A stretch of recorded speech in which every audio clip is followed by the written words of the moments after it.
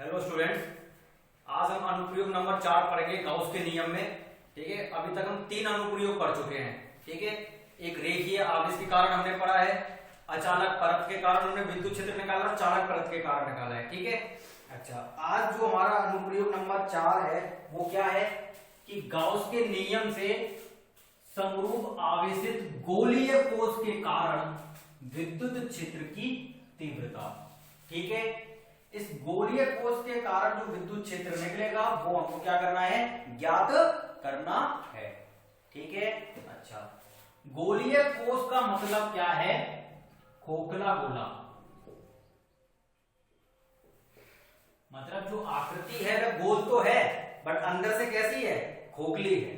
ठीक है, तो खोखला गोला आप इसको समझ सकते हो।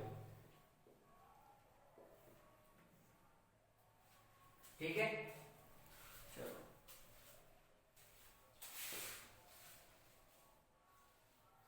तो गोलीय कोश का मतलब आपको क्या समझना है? एक खोखला गोला है जो कि अचालक है, ऐसे समझ के रखो। ठीक है, अच्छा, तो गोलीय कोश के कारण विद्युत क्षेत्र की तीव्रता हमको निकालनी है।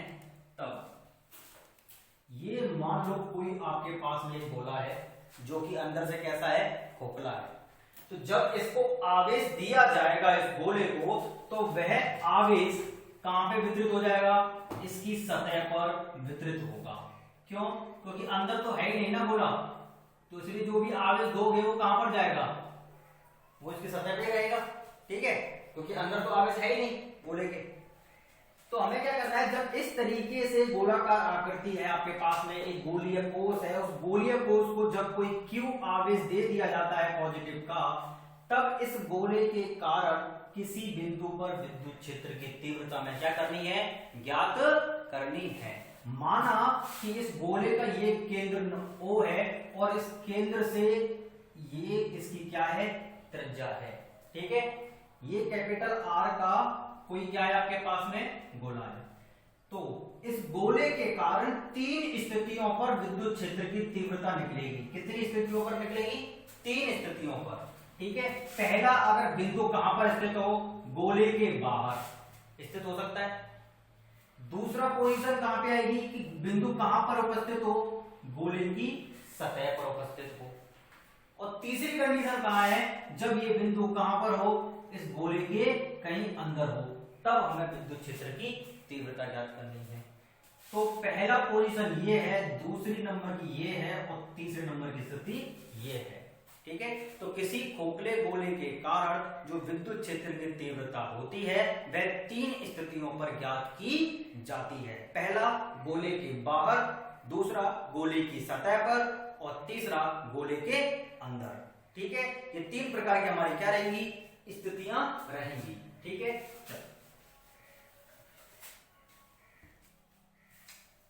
तो माना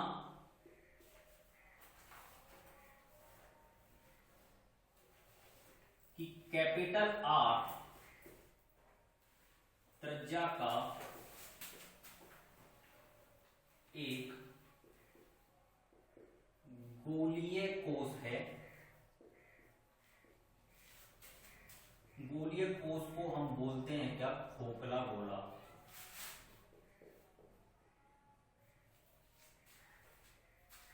R त्रिज्या का एक गोलीय कोश है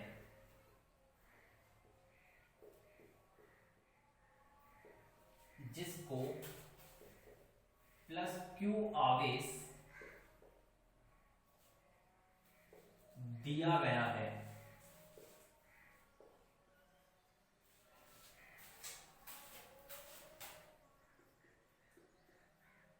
तब इस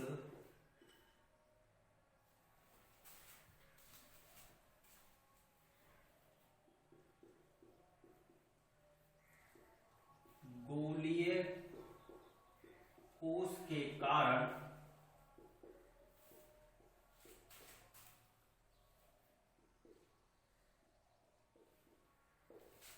तीन स्थितियों पर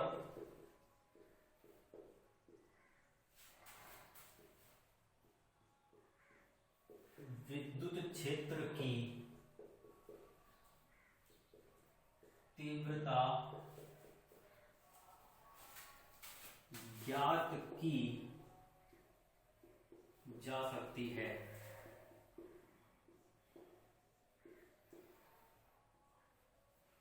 ठीक है, तो पहली स्थिति क्या है, जब बिंदु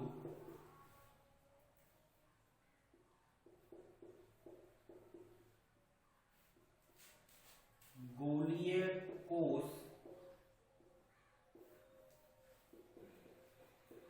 के बाहर स्थित है।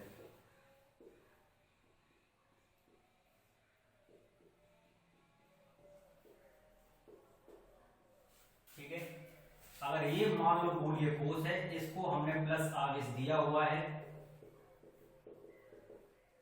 ठीक है, और ये केंद्र O है, यहां से इसकी त्रिज्या R है। ठीक है, तो मान लो यहां पे कहीं कोई P पॉइंट इसके बाहर स्थित है, तो इसकी हम केंद्र O से दूरी क्या मान सकते हैं, स्मॉल r मान सकते हैं। ठीक है, केंद्र से ये P बिंदु कितनी दूरी पर है, स्मॉल r पर है। ये कैपिटल R क्या है, उस गोले की त्रिज्या है जिस गोले को आपने क्या किया है, आवेशित किया है। ठीक है, तो कैपिटल R और स्मॉल r में अंतर मालूम है ना। स्मॉल r क्या है, केंद्र से उस बिंदु की दूरी जिस बिंदु पर हमें विद्युत क्षेत्र ज्ञात करना है। कैपिटल R क्या है, ये उस गोले की त्रिज्या है जिस गोले को हमने क्या किया है, आवेशित किया है। ठीक है, तो पहला क्या है, जब बिंदु गोलीय कोष के बाहर स्थित हो। इस कंडीशन में क्या होगा कि जो स्मॉल r है वह ग्रेटर देन होगा किससे, कैपिटल R से। दूसरा पोजीशन,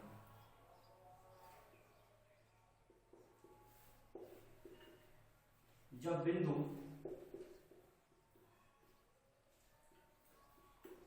गोलीय कोष के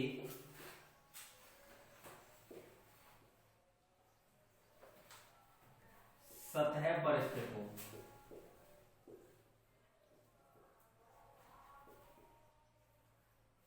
या स्थित होता है। इस कंडीशन में क्या होगा, जो स्मॉल r है वो बराबर होगा किसके, कैपिटल R के। ठीक है, क्योंकि सतह पर होगा तो मतलब बिंदु कहां पर आ गया है, यहां पर आ गया है, तो ये वाला दूरी और ये वाली दूरी आपस में कैसे रहेंगी, बराबर रहेंगी। तीसरा केस क्या बन सकता है,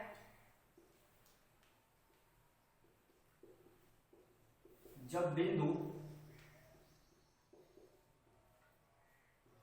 गोलीय कोष के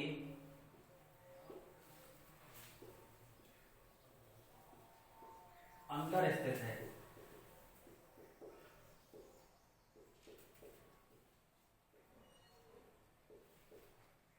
इस कंडीशन में क्या है कि जो स्मॉल r है वह छोटा होगा किससे, कैपिटल R से। अंदर स्थित होने का मतलब क्या है कि वो बिंदु कहां पर है, कहीं यहां पर है, तो ये जो केंद्र O से जो दूरी ये होगी R, ये यहीं पे होगी, और ये कैपिटल R क्या होगा, इससे बड़ा होगा। ठीक है, तो ये तीन स्थितियां हैं जिन स्थितियों पर विद्युत क्षेत्र निकल सकता है। तो हम बारी बारी से तीनों स्थितियों को के ऊपर क्या ज्ञात करेंगे, विद्युत क्षेत्र की तीव्रता को ज्ञात करेंगे। ठीक है, तो सबसे पहला हमारा क्या है, गोलीय कोष के बाहर जब बिंदु स्थित हो उस कंडीशन में विद्युत क्षेत्र की तीव्रता। ठीक है, तो हम पहले पॉइंट को अपन करेंगे, इसको आप उतार लो जरा एक बार। तो देखो, हमने पहला पॉइंट हमें क्या पढ़ना है, जब बिंदु गोलीय कोष के बाहर, सॉरी जब बिंदु कहां पर है, गोलीय कोष के बाहर स्थित होता है, उस कंडीशन में स्मॉल r ग्रेटर देन होगा किससे, कैपिटल R से। तो अपन क्या करेंगे, माना एक r कैपिटल R त्रिज्या के गोलीय कोष को प्लस q आवेश दिया गया है। ठीक है, एक कैपिटल R त्रिज्या के गोलीय कोष को कितना आवेश दिया गया है, प्लस q आवेश दिया गया है। ठीक है, यहां पर लिख लेना, गोलीय कोष को प्लस q आवेश दिया गया है, जो इसकी सतह पर एक समान रूप से वितरित हो जाता है। हमने इसको ये प्लस q आवेश दिया और ये प्लस q आवेश इसकी सतह पर पूरी एक समान रूप से क्या हो गया, वितरित हो गया है। ठीक है, अच्छा नेक्स्ट क्या है कि चित्रानुसार गोलीय कोष के बाहर एक बिंदु P स्थित है। इस गोलीय कोष के बाहर हमने एक बिंदु लिया हुआ है P। ठीक है, जिस पर हमें विद्युत क्षेत्र की तीव्रता ज्ञात करनी है कि इस बिंदु पर इस गोलीय कोश के कारण विद्युत क्षेत्र की तीव्रता में क्या करनी है, ज्ञात करनी है। ठीक है, तो गाउस के नियम से हम क्या करेंगे कि इसकी विद्युत क्षेत्र की तीव्रता को निकालेंगे। तो गाउस के नियम से अगर निकालना है जिस पॉइंट पर, तो उस पॉइंट को हम किसके अंदर रखते हैं, ऐसे पृष्ठ के अंदर रखते हैं जिस पृष्ठ को हम जानते हैं। ठीक है, तो हम क्या करेंगे, इस गोलीय कोश के बाहर P बिंदु से होते हुए एक गाउसीय पृष्ठ की कल्पना करेंगे और वह गाउसीय पृष्ठ होगा कैसा, गोलाकार। तो मतलब क्या है, इस P पॉइंट से होते हुए एक गोलीय गाउसीय पृष्ठ के अपन क्या करते हैं, कल्पना करते हैं।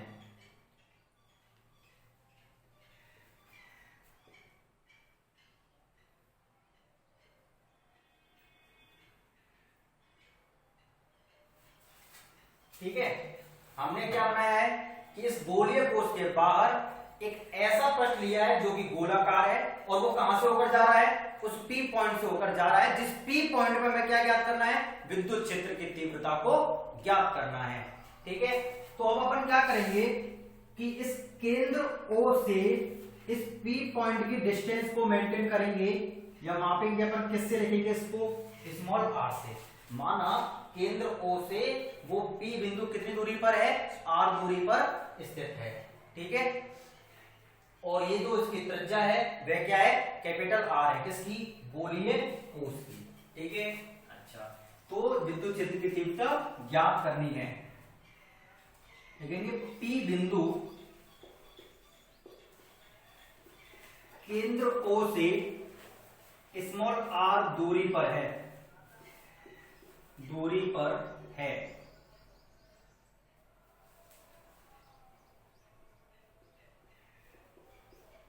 अब हम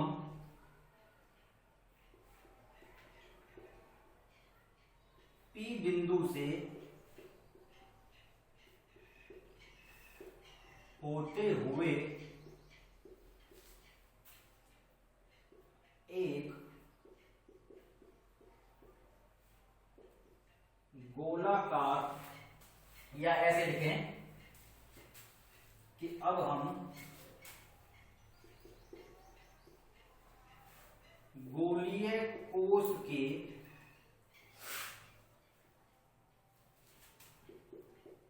चारों तरफ एक गोलाकार गाउसीय पृष्ठ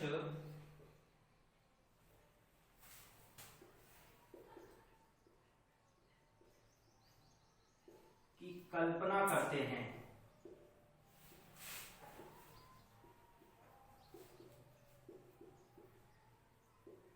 जिसके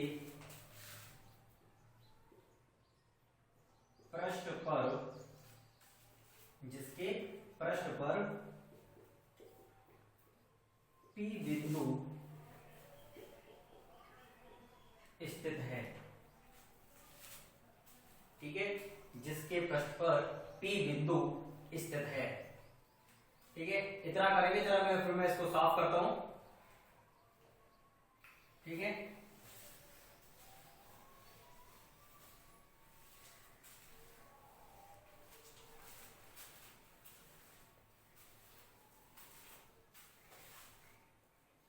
अब देखो, तो P बिंदु पे सबसे पहले अपन निकालेंगे फ्लक्स। ठीक है, फिर गाउस के नियम से निकालेंगे और दोनों को क्या कर देंगे, बराबर कर देंगे, अपना विद्युत क्षेत्र निकल के आ जाएगा। ठीक है, तो अभी अपन क्या करते हैं कि इस P पॉइंट पर हम एक अल्पांश लेते हैं। ठीक है, एक अल्पांश ले लिया, तो इस अल्पांश लेने के बाद में ये मान लो इस पूरे पृष्ठ का जो क्षेत्रफल है वो हमने मान लिया S है, और इसका क्या हो जाएगा, ये हो जाएगा ds। ठीक है, यहां पे लिख देते हैं बाहर, ये है ds P पॉइंट। तो यहां पे जब हम लंब खींचेंगे तो वो भी इसी रेखा के त्रिज्यीय दिशा में होगा, क्या, ds वेक्टर, प्लस आगे से जो विद्युत क्षेत्र होगा वो भी इसी डायरेक्शन में होगा। ठीक है, क्योंकि गोलीय कोश के कारण जो विद्युत क्षेत्र होगा वह त्रिज्यीय रूप में बाहर की ओर निकलेगा, क्योंकि ये इसकी पूरी सतह पर एक समान रूप से डिस्टेंस पर है। जो केंद्र बिंदु होता है वहां से ये समान दूरी पर सारा आवेश है, तो आवेश की जो विद्युत क्षेत्र रेखाएं होंगी पूरे गोले से समान रूप से निकलेंगे बाहर, ठीक है। और डायरेक्शन कैसी होगी? त्रिज्यीय। त्रिज्यीय मतलब क्या है? इसकी त्रिज्या के अनुदिश। तो विद्युत क्षेत्र भी किस दिशा में होगा? इसी दिशा में विद्युत क्षेत्र भी होगा, ई वेक्टर, ठीक है। हम सिर्फ किसकी बात कर रहे हैं? इस छोटे से अल्पांश की। ऐसे ही पूरे पृष्ठ से विद्युत क्षेत्र निकल रहा होगा, ठीक है। और हर अल्पांश से सेम डायरेक्शन लगेगी, कैसे भी ले लो आप त्रिज्यीय रेखा में, ठीक है। तो गोलीय कोश के कारण जो विद्युत क्षेत्र की जो दिशा होती है वह त्रिज्यीय रूप में होती है, त्रिज्या के अनुदिश। जिधर बिंदु है उधर ही दिशा में आप क्या ले सकते हो? विद्युत क्षेत्र को लेंगे, क्योंकि बिंदु जहां होगा वही तो हमें विद्युत क्षेत्र लेकर जाना है, कहीं और पे थोड़ी निकालेंगे अपन, ठीक है। हम गाउसीय पृष्ठ पर एक अल्पांश ds लेते हैं।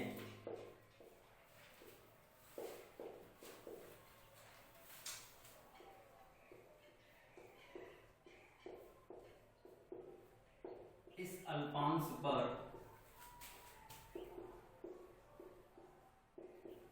विद्युत क्षेत्र की दिशा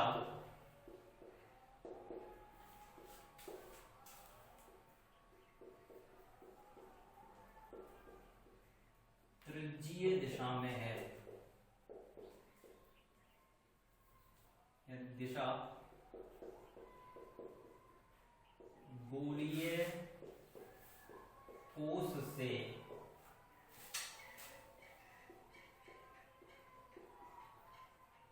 त्रिज्यीय दिशा में है तथा ds वेक्टर भी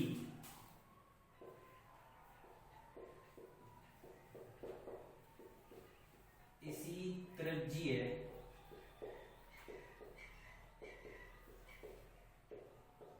दिशा में है। तब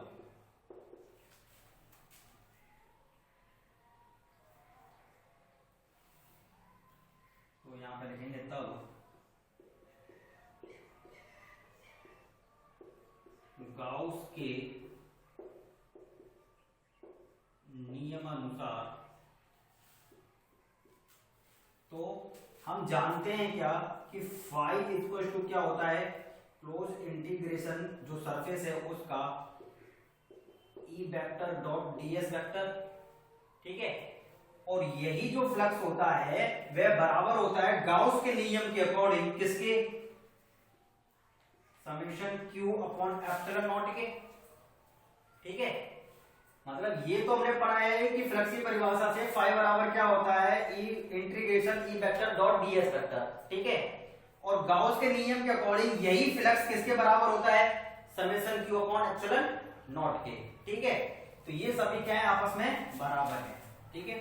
तो अभी अपन क्या कर सकते हैं कि हम इसको ले सकते हैं, दोनों बराबर बराबर है, इन दोनों पोर्शन को ले लेंगे तो ये हो जाएगा ई ds cos थीटा बराबर q अपॉन एप्सिलॉन नॉट। और हमने मान लिया है क्यों? क्योंकि समेशन q बराबर हम पुट कर दे रहे हैं क्या? q, ठीक है। ये समेशन q की जगह पर क्या पुट कर दे रहे हैं? सिर्फ q पुट कर दे, मान लिया कि q आवेश है उसके ऊपर, ठीक है। अब बात करेंगे किसकी? थीटा की, ठीक है। ई वेक्टर भी उसी दिशा में है जिस दिशा में हमारा क्या है? ds वेक्टर है। तो दोनों के बीच में थीटा कितना बना? 0 डिग्री। यहां पे जो थीटा बनेगा दोनों के बीच में कितना बन रहा है? 0 डिग्री बन रहा है, ठीक है। ऊपर का लिख लो जल्दी से, वीडियो को रोक के मैं साफ करता हूं उसको।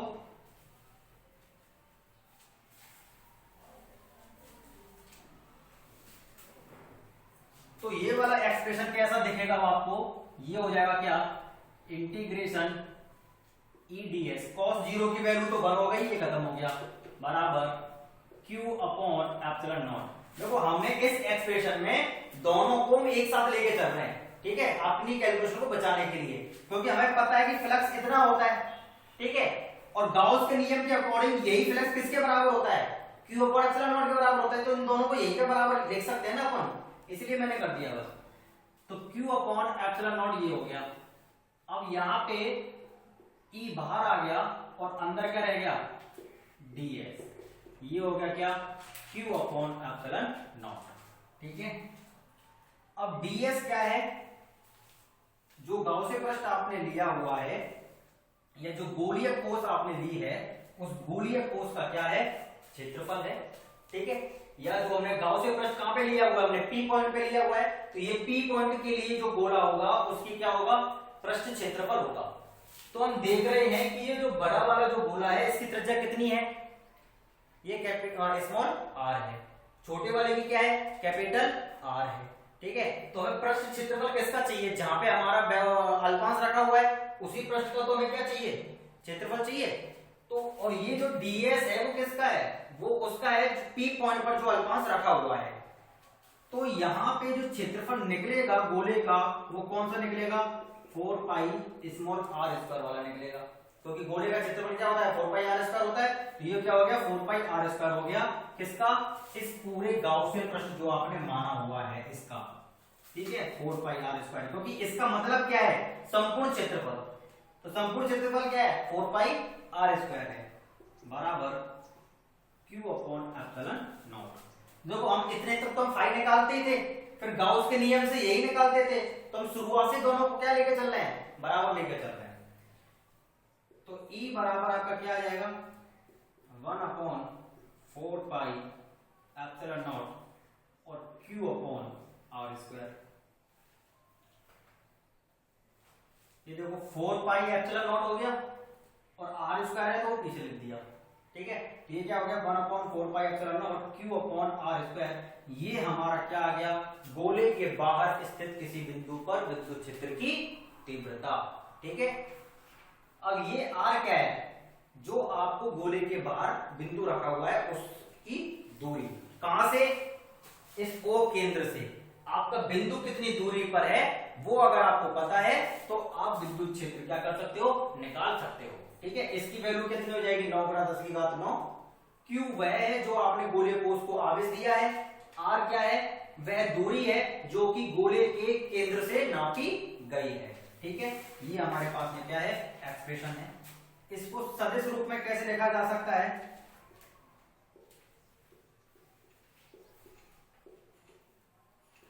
तो ये हो जाएगा E बराबर 1 अपॉन 4 पाई एप्सिलॉन नॉट और Q अपॉन r स्क्वायर, और ये हम लगा देंगे यहाँ पे क्या, r कैप। इस r कैप का मतलब क्या है कि ये हमारी एक तरीके से त्रिज्या है गोलीय कोष की, गाउसियन पृष्ठ वाले की। तो ये r कैप क्या बता रहा है कि विद्युत क्षेत्र की दिशा भी किससे हो रही है, जिधर हमारा त्रिज्यीय है उसी दिशा में विद्युत क्षेत्र की दिशा है, त्रिज्या के अनुसार। ये देखो इसी दिशा में क्या जा रहा है, विद्युत क्षेत्र जा रहा है। यानी कि अगर आप r कैप को लिखो तो यहीं पे r कैप आएगा।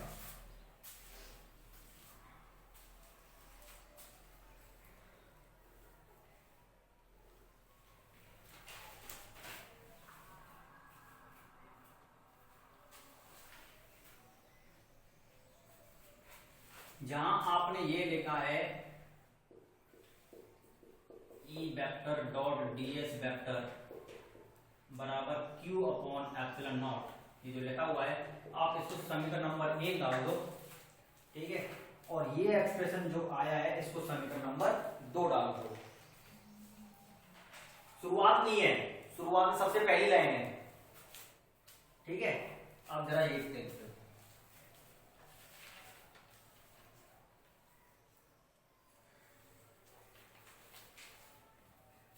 आपने एक बिंदु आवेश के कारण विद्युत क्षेत्र की जो तीव्रता निकाली थी पहले चैप्टर में, वह कितनी निकाली थी, यही तो निकाली थी कि Q अपॉन r स्क्वायर, और इसको अपन बोल देते थे 1 upon 4 pi epsilon not Q upon में r स्क्वायर, यही निकाली थी। और ये भी कितना निकल कर आ रहा है एक्सप्रेशन, लगभग सेम है कि नहीं उसी के जैसा। गोलीय कोष के कारण भी विद्युत क्षेत्र का जो एक्सप्रेशन आया है वो वही आया है जो बिंदु आवेश के कारण आया था पहले चैप्टर में। ठीक है, इससे क्या निष्कर्ष निकलता है? इससे यह निष्कर्ष निकलता है कि गोलीय कोष को जब आवेश दिया जाता है तो वह आवेश इस तरीके से व्यवहार करता है कि सारा आवेश कहां पर स्थिर है? केंद्र पर स्थित है। ऐसा फील होता है, एक्चुअली में होता नहीं है ऐसा। कैसा लगेगा आपको कि जब गोलीय कोष को आवेश दिया गया है वह आवेश कहां पर केंद्रित है? गोलीय कोष के केंद्र पर केंद्रित है, ऐसा लगेगा। ठीक है, बट एक्चुअली जब आप उसके पास आओगे तो आपको दिखेगा कि गोलीय कोष पर, केंद्र पर नहीं, गोलीय कोष के पूरे सरफेस पे आवेश वितरित है। पर एक्सप्रेशन से क्या फील हो रहा है कि ये कहां पर स्थित है? ये उसके केंद्र पर स्थित है, ऐसा हमको लगेगा। तो यहां पे इसी के नीचे आप एक लाइन लिख सकते हो, क्या? समीकरण 2 से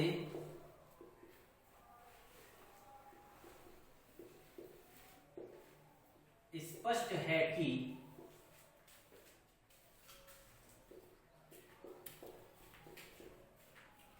गोलीय कोष को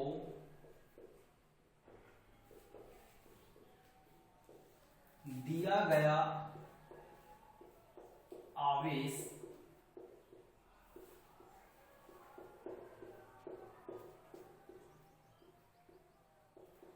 ऐसे व्यवहार करता है कि वह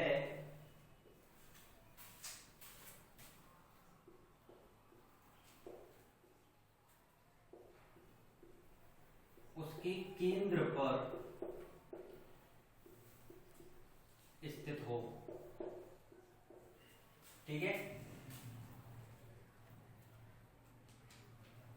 ये हमारा क्या हो गया? जब बिंदु गोलीय कोष के बाहर स्थित होता है तब हमारा विद्युत क्षेत्र निकल के आ गया। ठीक है, और कितना विद्युत क्षेत्र आता है गोले के बाहर? ये आता है 1/4πε0 और Q अपॉन में R²। ठीक है, ये एक्सप्रेशन हमेशा ध्यान रखना है। गोले कोष के कारण विद्युत क्षेत्र की तीव्रता कितनी आती है? 1/4πε0 Q अपॉन में R²। ठीक है, अब हम क्या करेंगे? अब हम देखेंगे जब बिंदु कहां पर स्थित हो? गोलीय कोष की सतह पर स्थित हो। तो ये बाहर स्थित है, तो हम इसको क्या कह सकते हैं? गोलीय कोष की सतह पर स्थित हो।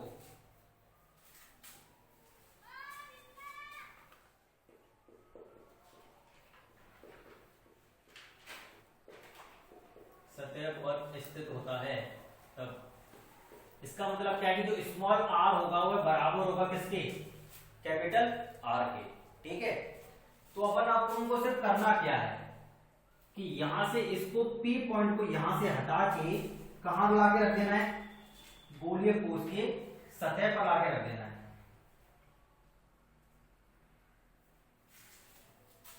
ठीक है, और ये P पॉइंट कहां पे आ जाएगा? यहां पे आ जाएगा ये P पॉइंट।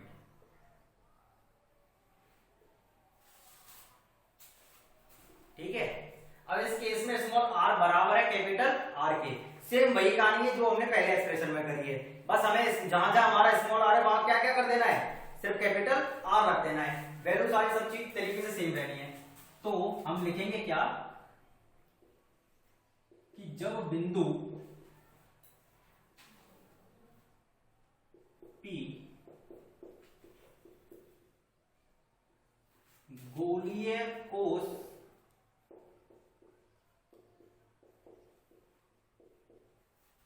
सतह पर स्थित होता है तब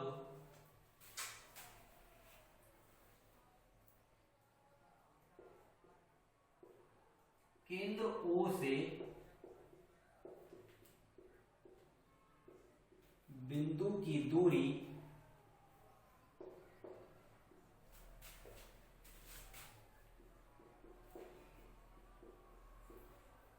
गोलीय कोष की त्रिज्या यहां दूरी के बगल में स्मॉल आर लिख देना। त्रिज्या कैपिटल आर के बराबर होती है।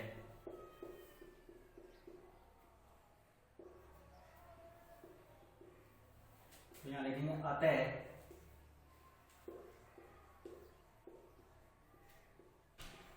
समीकरण 2 से, समीकरण 2 क्या है, यहां लिख सकते हैं समीकरण 2 में स्मॉल आर बराबर कैपिटल आर रखने पर, तो समीकरण 2 आपके पास में क्या है, 1/4 pi epsilon not Q upon में आर स्क्वायर है।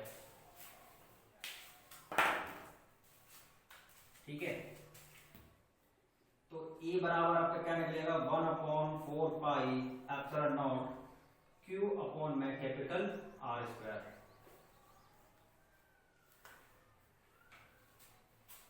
बस स्मॉल आर की जगह क्या रख देंगे, कैपिटल आर रख देंगे, सेम आ जाएगा। और अगर इसको सदिश रूप में लिखना हो, इसी के नीचे से क्या लिखेंगे, सदिश रूप में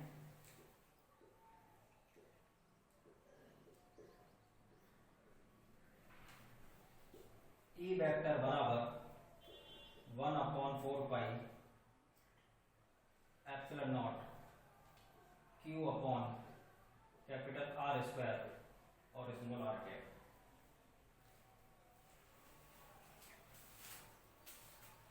जो हमने पहले केस में वेक्टर फॉर्म में लिखा है ना, अगर उसमें अगर ई के ऊपर वेक्टर नहीं लगा तो लगा लेना। शायद मुझे ऐसा ध्यान में आ रहा है कि लगा नहीं है इसके ऊपर। ठीक है, तो ये हमारा क्या आ गया, सदिश रूप के अंदर आ गया। अब हम पढ़ेंगे क्या, गोलीय कोश के जब बिंदु कहां पर आ जाए, अंदर स्थित हो जाए। ठीक है, तो उस केस में क्या होगा वो जरा देखते हैं। मैं इसको साफ कर रहा हूं। ठीक है, एक बार और देख लो, उसको रोक के लिख लो आराम से।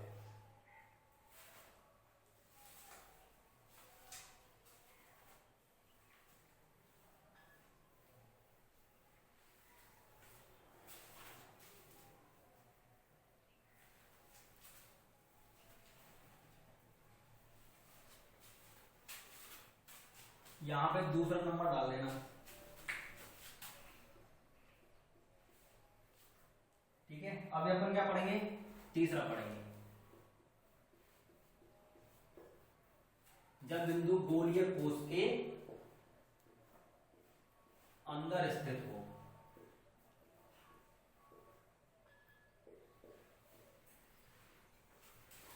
इसका मतलब क्या है कि स्मॉल आर लेस देन है किससे, कैपिटल आर से। मतलब ये इस तरीके से मान लो आपके पास में कोई गोला है, ये उसका त्रिज्या है कैपिटल आर, और यहां कहीं कोई पॉइंट है आपका पी। तो यहां से अपन को क्या करना है, एक छोटे गोले की क्या करनी है, कल्पना करनी है, जो कि इस पी बिंदु को होते हुए जाए। ये पी पॉइंट है, ये क्या हो गया, स्मॉल आर हो गया, ये कैपिटल आर है ये।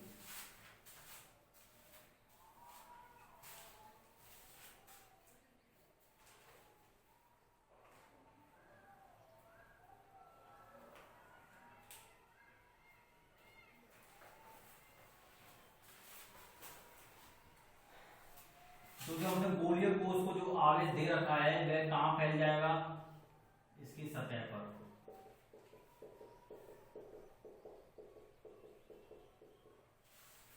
ठीक है, तो देखो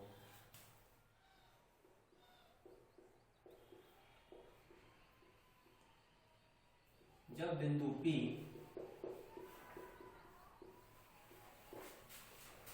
गोलीय कोश के अंदर होता है,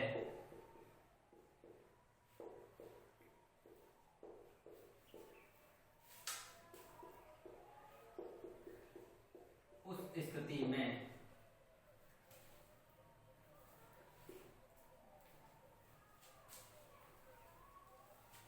small R less than capital R होता है।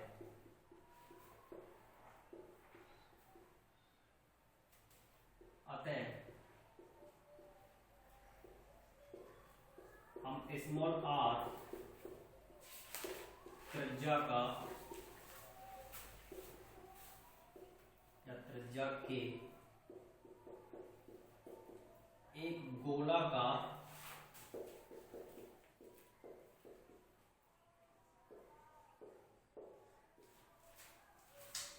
गाउसीय पृष्ठ की एक गोलाकार गाउसीय पृष्ठ की क्या करेंगे, कल्पना करते हैं।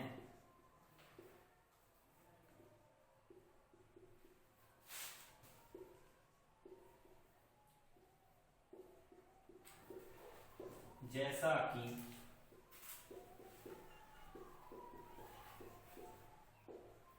चित्र में दर्शाया गया है।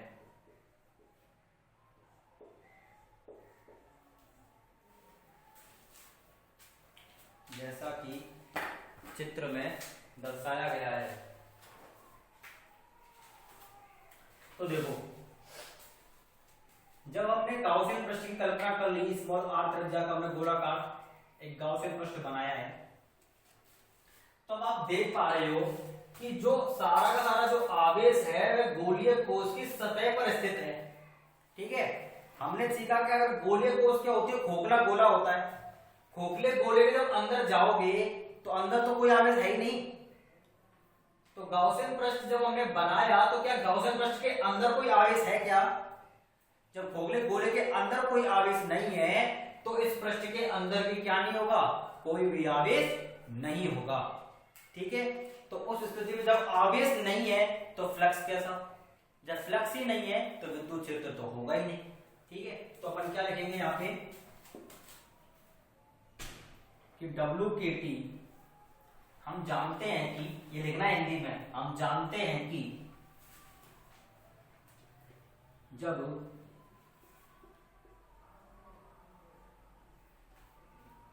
गोलीय कोश को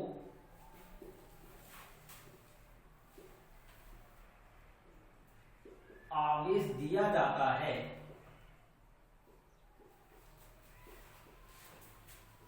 तो वह आवेश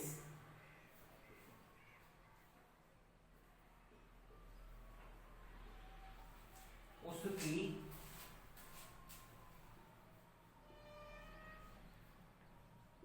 सतह पर वितरित हो जाता है।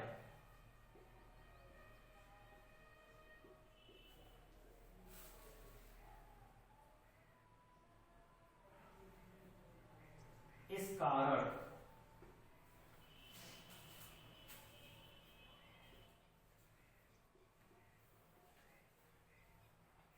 गोलीय कोश के अंदर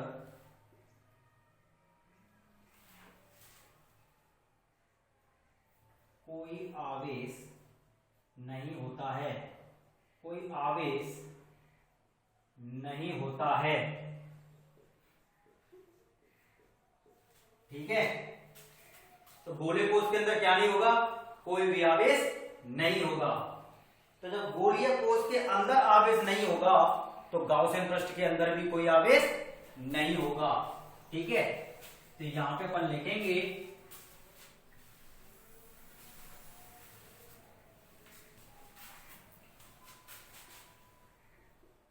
अतः गाउसीय पृष्ठ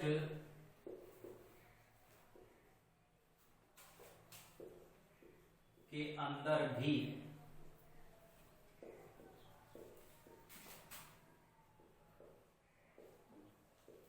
कोई आवेश नहीं होगा।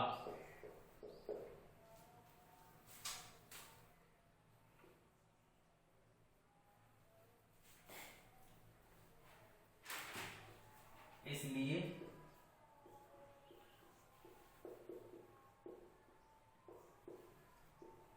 गाउस के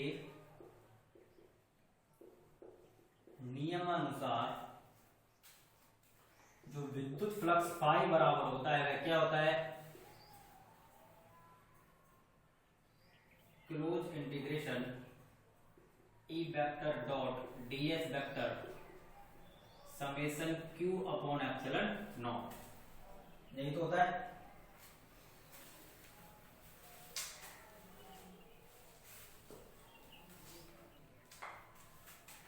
तो क्लोज इंटीग्रेशन इसका s का इस ई वेक्टर डॉट ds वेक्टर को अपन क्या कह सकते हैं, ई ds cos थीटा बराबर, कोई आवेश नहीं है तो आवेश क्या है, जीरो। ठीक है, ये जीरो कैसे हो गया, क्योंकि आवेश ही नहीं है।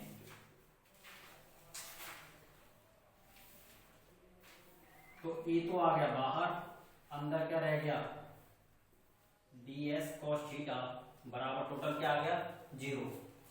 तो E बराबर भी आपका क्या आ जाएगा, जीरो। अतः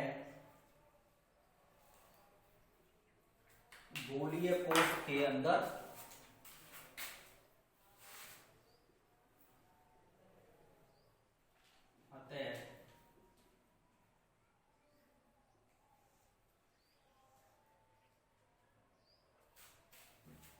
गोलीय कोश के अंदर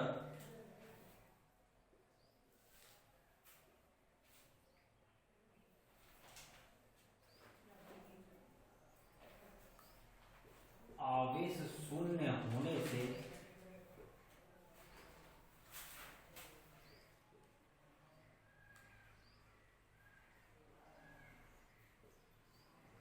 विद्युत क्षेत्र भी शून्य होता है, विद्युत क्षेत्र भी शून्य होता है। ठीक है, या आप कह सकते हो कि गोलीय कोश के अंदर कोई विद्युत क्षेत्र नहीं होता। ठीक है, यहां पे ब्रैकेट में भी लिख सकते हो, कोई विद्युत क्षेत्र नहीं होता। कहां पे, यहां पे लिखे ना आगे, गोलीय कोश के अंदर। ठीक है, अब इस लाइन को बिना लिखे से छोटा सा भी लिख सकते हो कि गोलीय कोश के अंदर कोई विद्युत क्षेत्र नहीं होता। कुछ भी लिख लो, ये वाला लिख लो या ये वाला लिख लो, बस समझ में आना चाहिए। ठीक है,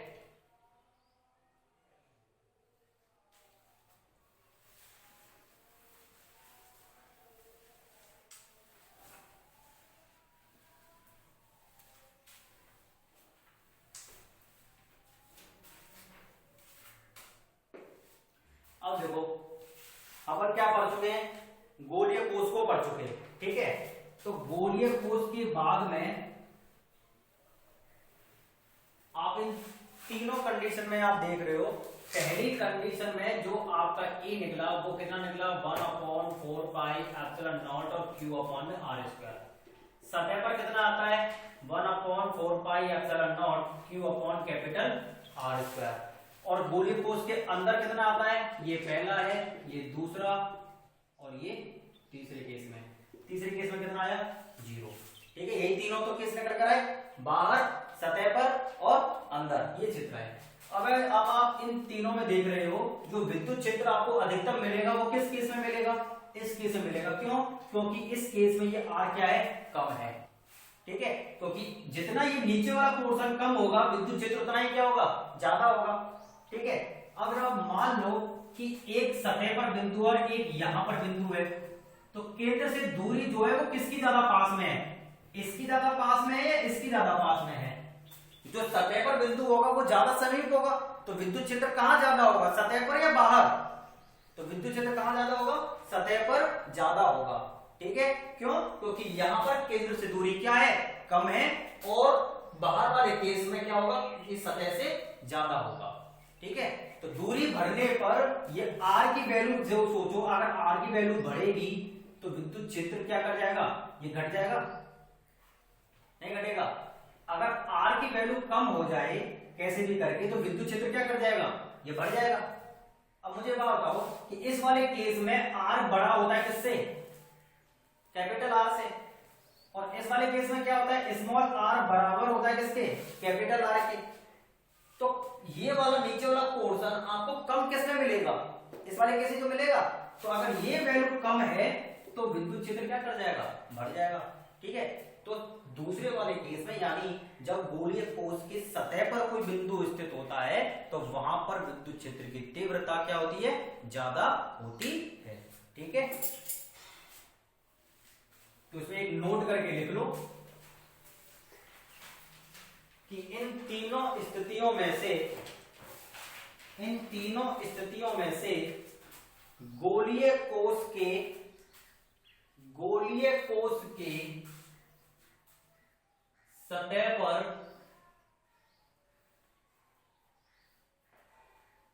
विद्युत क्षेत्र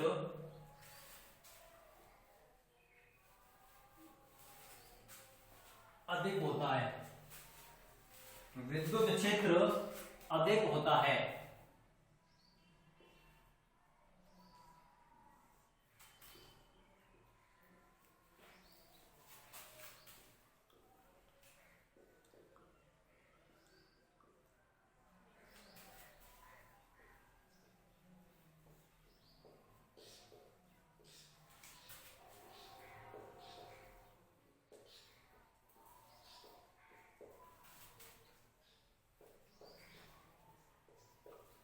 तो जो अनुप्रयोग नंबर 5 है, वह अनुप्रयोग नंबर 5 क्या है अपना, कि एक चालक गोले के कारण हमें क्या ज्ञात करना है, विद्युत क्षेत्र ज्ञात करना है। ठीक है, एक समरूप आवेशित चालक गोले के कारण विद्युत क्षेत्र का मान ज्ञात करना है।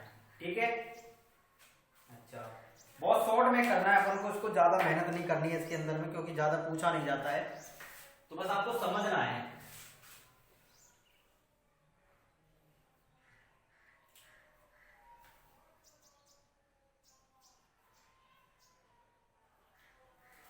एक बात आपको समझ के रखनी है कि जो चालक गोला होता है, चालक गोला जो होता है चालक, वह एक गोलीय कोश की तरह व्यवहार करता है। जो चालक गोला होता है वह गोलीय कोश की तरह व्यवहार करता है। जिस तरीके से गोलीय कोश के कारण 3 स्थितियों पर विद्युत क्षेत्र निकलता है, ठीक उसी प्रकार चालक गोले के कारण विद्युत क्षेत्र निकलता है।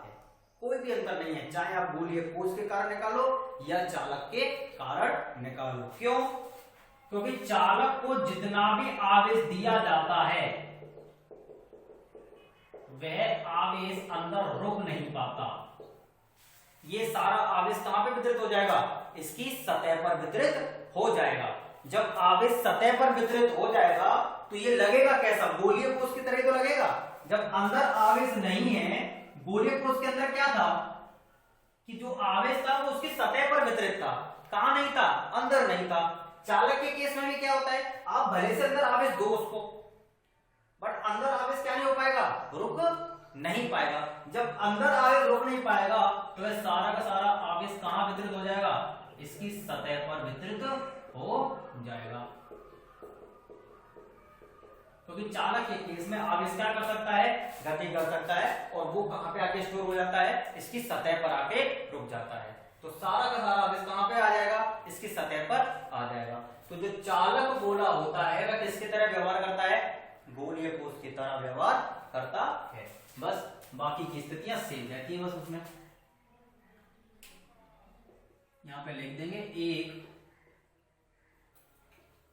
समरूप आवेशित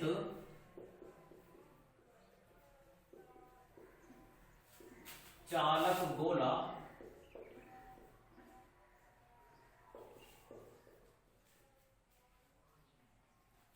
गोलीय कोश की तरह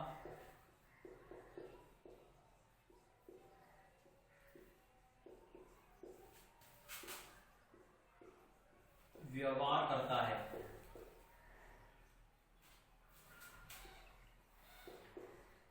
क्योंकि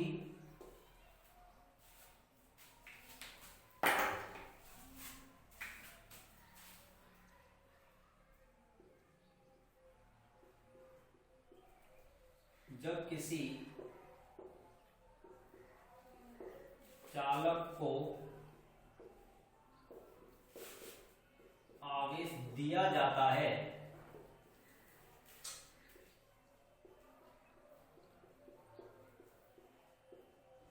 तो वह उसकी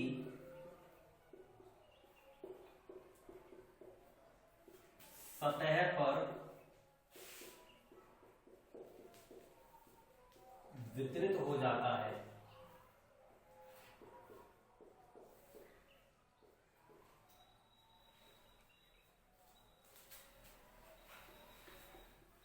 अतः चालक गोले के कारण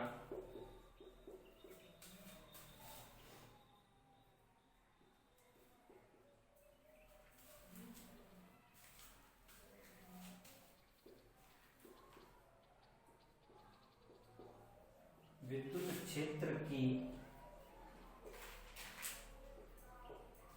तीव्रता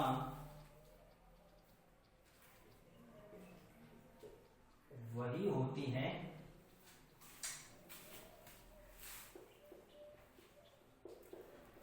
जो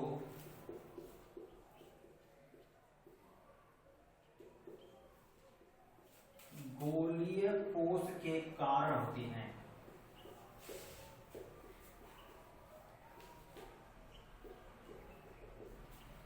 ठीक है,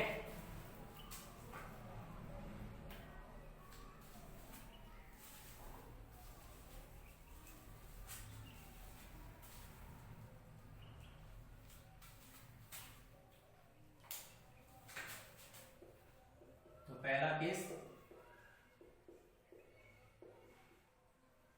जब बिंदु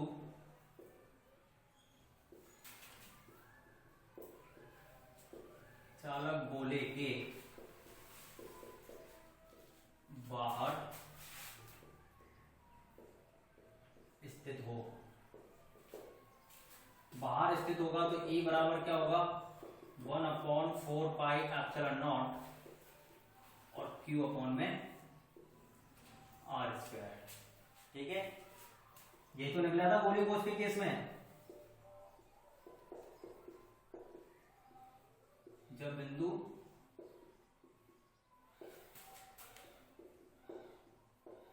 चालक गोले के सतह पर स्थित हो,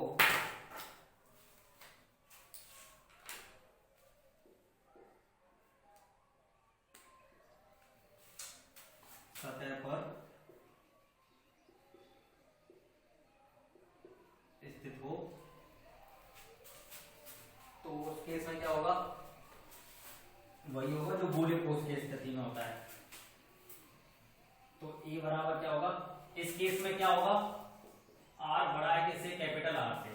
इस वाले केस में क्या होगा, R बराबर हो जाएगा कैपिटल R के, तो ये हो जाएगा 1/4πε0 और Q अपॉन कैपिटल R²। ठीक है, और तीसरा केस क्या है, जब बिंदु चालक गोले के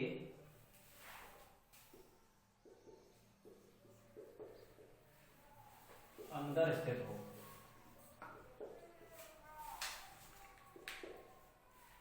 तो तब इस केस में क्या होता है, स्मॉल r लेस देन होता है कैपिटल R के, क्योंकि अंदर कोई आवेश नहीं हो पाता है, इसलिए E बराबर क्या होता है, 0 होता है। ठीक है, तो ये अपन को करना है। कल अपन पढ़ेंगे क्या, इसका अनुप्रयोग नंबर 6। आज के लिए अपन इतना ही रखते हैं। ठीक है, अगर कोई समस्या हो तो वीडियो को दोबारा देख लेना, एक बार और देख लेना, फिर भी कोई समस्या आती है तो बताना फिर। ठीक है, आज के लिए इतना ही रखते हैं।